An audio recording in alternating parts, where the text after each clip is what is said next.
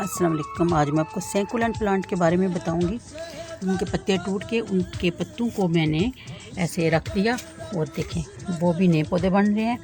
और ये देखें ये बड़े कीमती होते हैं, बहुत खूबसूरत लगते हैं सर्दियों में ख़ास तौर पे, लेकिन गर्मियों में इनकी बहुत केयर करनी पड़ती है।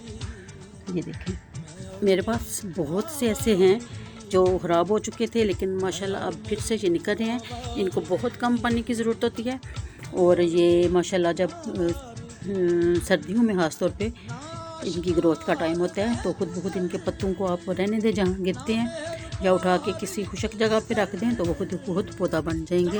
मैं अभी आपको और भी दिखाती हूँ। ये देखें मैंने जगह जगह पे ऐसे रखे हुए हैं, ये खुद बहुत जड़ें बना लेते हैं। ये देखें इसमें भी मैंने पत्ते रखे हुए हैं, ये खुद बहुत निकल आएंगे। तो अभी मैं आपको एक और पत्ता, ये देखिए आप, ये आपको नज़र आ रहा होगा, ये इसकी जड़ें और बेबीज यहाँ बन रहा है।